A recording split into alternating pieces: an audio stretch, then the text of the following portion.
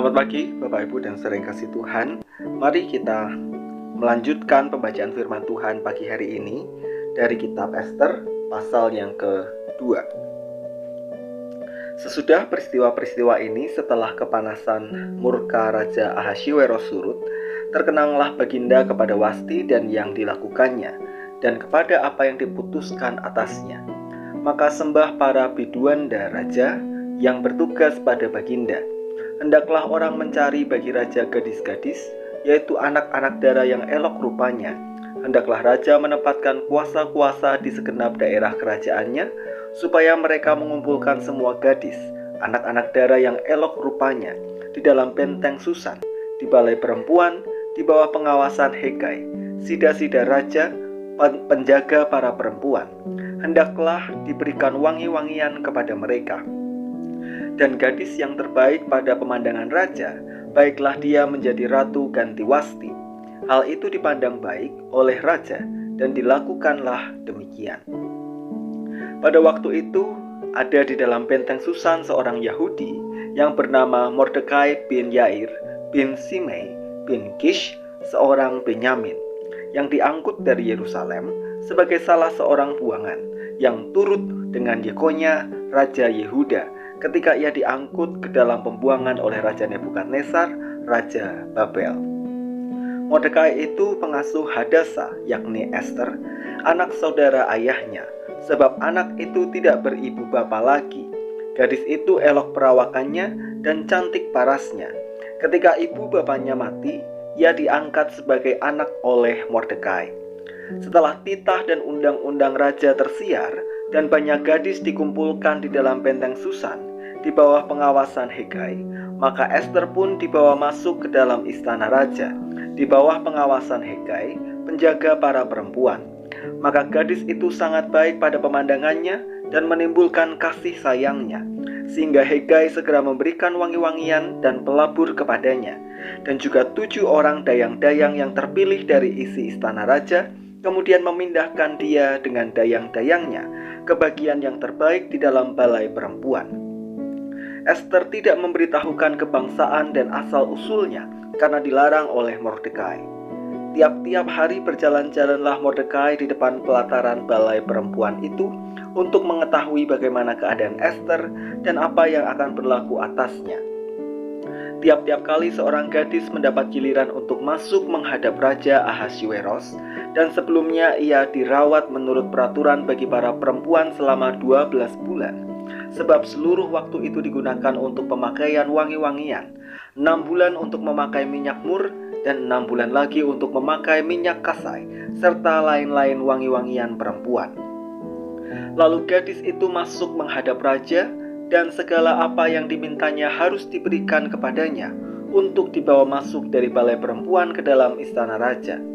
Pada waktu petang ia masuk, dan pada waktu pagi ia kembali. Tetapi sekali ini di dalam balai perempuan yang kedua, di bawah pengawasan Saasgas, sida-sida raja, penjaga para gundik, ia tidak diperkenankan masuk lagi menghadap raja, kecuali jikalau raja berkenan kepadanya dan ia dipanggil dengan disebutkan namanya. Ketika Ester anak Abihail, yakni saudara ayah Mordekai yang mengangkat Ester sebagai anak, mendapat giliran untuk masuk menghadap raja, maka ia tidak menghendaki sesuatu apapun selain daripada yang dianjurkan oleh Hegai, sida-sida raja, penjaga para perempuan. Maka Ester dapat menimbulkan kasih sayang pada semua orang yang melihat dia. Demikianlah Ester dibawa masuk menghadap Raja Ahaswiweros ke dalam istananya pada bulan yang ke-10, yakni bulan Tebet, pada tahun yang ke-7 dalam pemerintahan Baginda. Maka Ester dikasihi oleh Baginda lebih daripada semua perempuan lain, dan ia beroleh kasih sayang dan kasih Baginda lebih daripada semua anak dara lain, sehingga Baginda mengenakan mahkota kerajaan ke atas kepalanya dan mengangkat dia menjadi ratu ganti Wasti.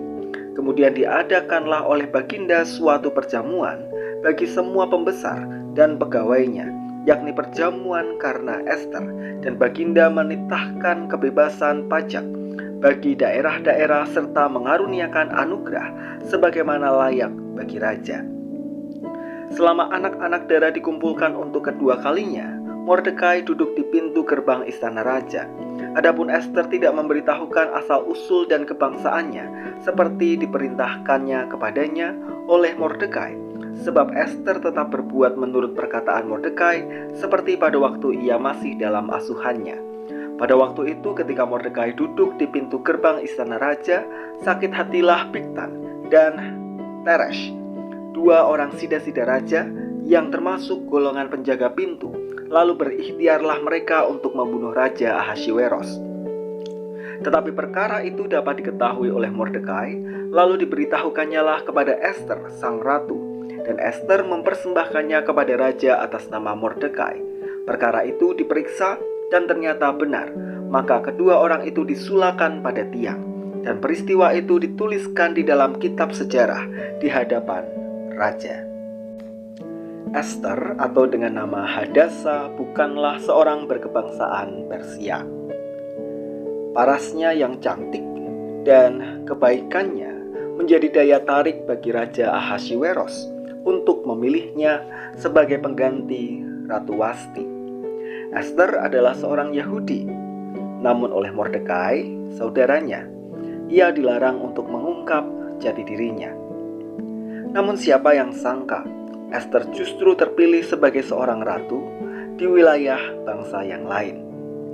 Bahkan melalui Ester, persekongkolan melawan raja yang didengar oleh Mordekai dapat tersampaikan kepada raja, sehingga raja selamat dari rencana pembunuhan itu. Bapak Ibu dan saudara kasih Tuhan, dari sini kita bisa belajar. Ada saatnya kita dipilih untuk mengerjakan suatu tugas atau kepercayaan meskipun bukan di area kita atau bahkan di dalam zona nyaman kita. Artinya, kadang kita harus mengerjakan hal-hal yang baru di lingkungan yang baru, meninggalkan kenyamanan, bahkan pasti muncul tantangan yang baru. Dan mungkin saja itu semua terjadi. Jika hal itu yang kita alami, mari kita belajar untuk mensyukuri kesempatan itu. Karena artinya kita diberi kesempatan untuk mengembangkan diri. Jika kita berhasil mengerjakan tugas itu dengan baik, pasti kita tidak hanya mendapatkan keuntungan bagi diri kita sendiri, tetapi justru apa yang kita kerjakan dan berbuah baik pasti akan memberkati banyak orang yang ada di sekeliling kita. Jadi mari, jika kita menerima suatu kesempatan yang baru, kita terima dengan sukacita, kita jalani dengan maksimal, dan biarlah ketika kita kerjakan itu semua dengan serius dan membuahkan hasil yang baik, tidak hanya untuk kita nikmati seorang diri, tetapi boleh menjadi berkat bagi orang lain. Mari kita berdoa. Terima kasih Tuhan, kami boleh belajar dari firman Tuhan hari ini, bahwa ada kalanya kami harus mengerjakan segala sesuatu yang baru, yang harus menantang kami, bahkan keluar dari segala kenyamanan kami. Maka tolong kami jika kesempatan itu ada, agar kami boleh menghargai sebagai kesempatan yang baik untuk mengembangkan diri dan lebih banyak memberkati orang sekeliling kami. Kami menyerahkan hari ini, mohon Tuhan menyertai dan memberkati setiap kami. Di dalam nama Tuhan Yesus kami berdoa. Amin.